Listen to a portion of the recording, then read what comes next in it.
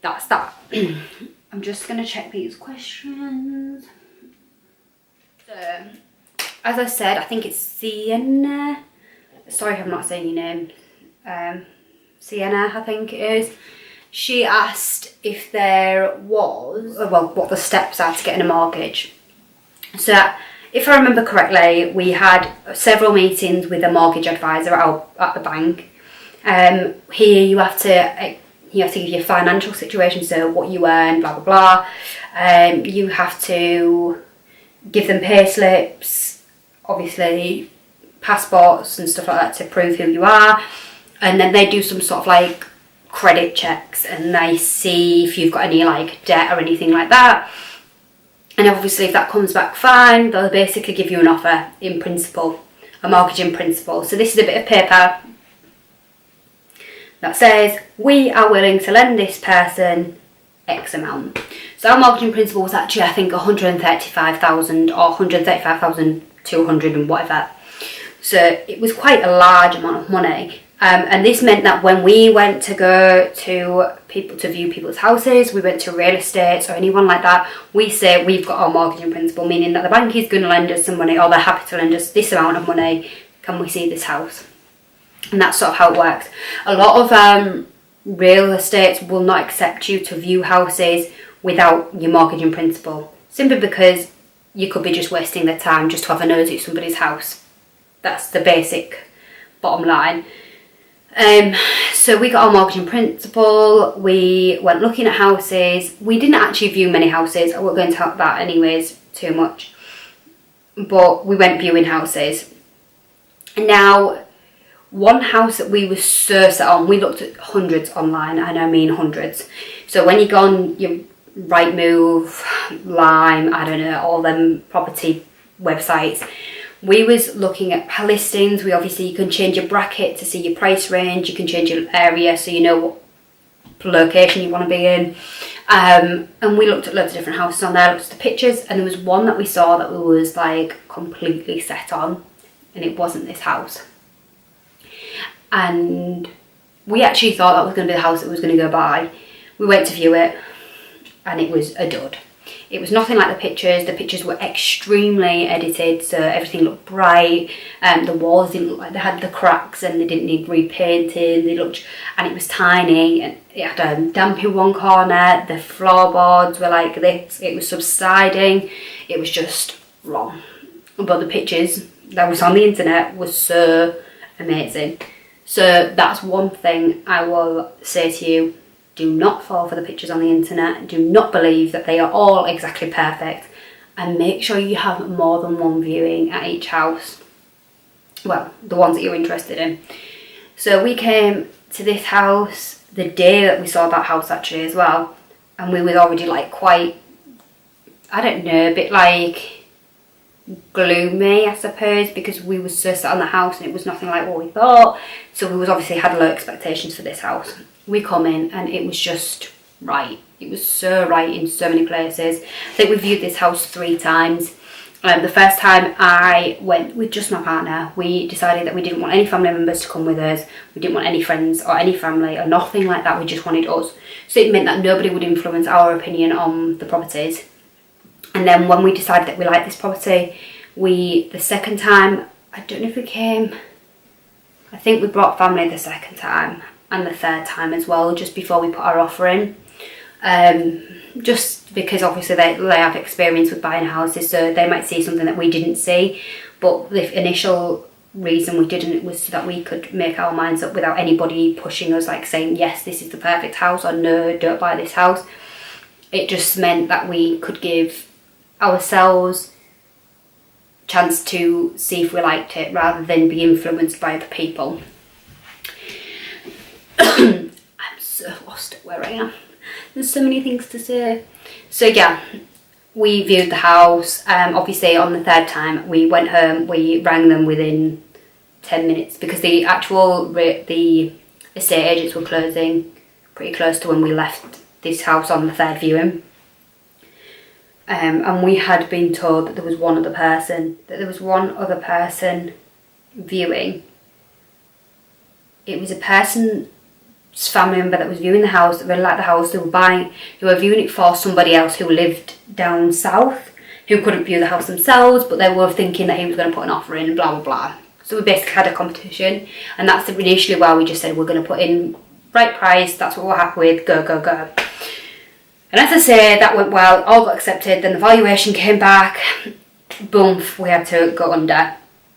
We got our offer accepted again at £70,000 with the extra £1,000 onto the deposit, so £71,000, which, as I said, included sofa, fridge, freezer, cooker, washing machine, extractor hood, all the curtains, all the light fittings, what else? I don't know if there was anything else. There was a big side unit that we've got in our living room, which you'll see in our house tour, but yeah, everything like that. So that was all done and dusted. This house was on the market as no chain, meaning that when we put our offer in and it was all accepted and everything had gone through, some money and everything like that had gone through, we should just be able to set a date and move in. This is answering the question of, I don't know who it was, I think it might have been Demi Donnelly asked a few questions. It might have been yours, Demi. I can't remember who answered them. So basically, if I remember, I'll drop some pictures as whoever asked me the questions. But so I was asked if there was anything that we came over that were complications, and this was one of the complications. We bought the house as no chain, meaning that we could move in whenever we wanted if the offer was accepted, blah, blah, blah. Because the sellers were actually going to move in with a family member if they hadn't found a house in time. That didn't work because we were supposed to move in. We put our offer in May, April time. We were supposed to move in June, July, August, September, October was the last date. So we had, and within those months, we had more than one date in each month sometimes. So there was like 6 or 7 dates that we received saying that we could move in, and then they were like pulled from under our feet, which was very, very stressful. That's something, make sure you don't just because somebody says to you, you can move in on the 20th, don't believe it until it's on paper. Do not believe it. And even that comes in complicated. So we were supposed to move in basically in June. That was the first time we were supposed to move in. I think it was the 20th of June. That didn't happen. The sellers had issues where they couldn't move out of the house. They couldn't move to family members, meaning that it became a chain because they would have to find a house to move in, and then that person would have to move unless they found a house that was no chain. You see what I mean? Meaning it would just be 2 people in a chain. That was complicated. It ended up being more than, I think, 4 or 5 people in this chain. The one at the top was offshore, sometimes working away on the rigs. The one below that was a couple, just that she was pregnant and she was due her baby very, very soon. The one below that was our seller, and then there was us, and we was the bottom of the chain. Now, this got very stressful to the point where I even rang the estate agent and said, I'm pulling out, I'm not sticking, I'm going to go look elsewhere, because we had that many dates, and we was like, everything was packed months before because we'd been told that many dates, and we couldn't unpack things in case they said, right, you can move next week. It was just one hell of a stressful situation. So it was easy at first because everything went through with flying colours. We had no issues with the mortgage, we had no issues with our credit checks, no issues with money, nothing like that. It was just this chain and actually trying to move into the house that we had issues with, which was really stressful because it was nothing of our own fault. We couldn't do anything, our solicitors couldn't really do anything, the estate agents couldn't really do anything because it was up the chain that had the problems. It was further up the chain that had the problems, meaning we couldn't do anything. Now, we spoke to our solicitors and expressed that we was going to pull out if we didn't get a date. This was in November. I said if we don't get a date this month, we're pulling out, and I was dead set on that. The solicitor obviously rang everybody else he could ring. I told the estate agents this, and I also told the seller. I contacted the seller and said, look, I'm not playing anymore, because we was so lenient with everybody. We gave everybody so many chances to move, and then everyone's like, oh, well, we can't do that now because he's working away, and it was just like, everyone was just messing about basically, and it just got very, very frustrating. And when I spoke to a solicitor, I said, if we pull out, what does that mean for everybody? He said that everyone would lose their sales because we was the bottom of the chain, meaning we pull out, the seller no longer has the sale. So then they have to pull out their sale, and it just goes up the chain. So I said, well, then you need to tell them that we're pulling out then. We need to tell them that we are pulling out if we don't get a date soon, because it was ridiculous. So we got a date, which was the 20th of October. This was after all these other palavers, which still was a complication. So a week before, I think it was, the date, it was supposed to be signed on paper on the Friday, and that was that. And then somebody had a complication where they hadn't had their insurance in place, meaning that they couldn't sign. We did our insurance like that on the Friday night, on the day of the Friday. We got our insurance like that, so we knew this was some sort of crap feeding, whatever. So this meant that we couldn't sign till the Monday because nobody was open. So the solicitors were open. So I rang the solicitors on the Monday. I said, if there is no date on paper today, that is it. I said, I'm out. And it took most of the day, and then all of a sudden we got a call to say everybody signed. It's a go ahead, like everybody signed the papers. The 20th is set in stone, which was such a relief. But I tell you now, I wouldn't do it any time again soon. So we moved in on the 20th, but that was our biggest complication, should I say. We didn't have any complications with our mortgage. That all went through fine. We didn't have any complications getting a mortgage. We didn't have any complications with our insurance, our solicitors. We had a couple hiccups with our solicitors. Like they were sometimes because you have like an assigned solicitor. And despite him being amazing and he did a really good job, he was often off work, and we wouldn't get an email to say your solicitor's currently not, it will be away X, Y and Z. It would just be, we'd ring up and be like, look, we're looking for an update, or we need this doing or whatever, and it'd be, oh sorry, he's out of the office today, he's not back until, and we'd be like, well, who's dealing with our case then, because we've got stuff that needs to be done. So that was a bit frustrating in places. And I will say this right now, the estate agents that we was working with, one of our estate agents, was obviously sellers, were just shit. They were utter shit. They didn't do anything.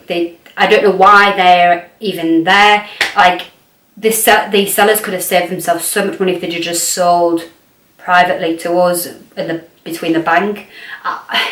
They took like a fee of 2 or 3% from the sellers, and they were shit. They didn't do anything. They didn't communicate calls. Every time we rang them asking them questions, they wouldn't know. And they'd ring, so sorry, we can't get hold of the seller. And then I'd ring the seller and be like, oh, well, I haven't had a call. It was just a big hoo-ha. So I wouldn't recommend, well, I can't say that. I'm not going to say this, but that'll be another story time. Yeah, so the estate agents were shit. And let's just clarify, it is the 6th of January. 2 days ago, the sold sign outside of our house was collected. Bearing in mind, we moved in October. Just to clarify, that's how shit our estate agents are. And I called several times about that. So, Demi asked me how much of a deposit did you need to get a good monthly mortgage price.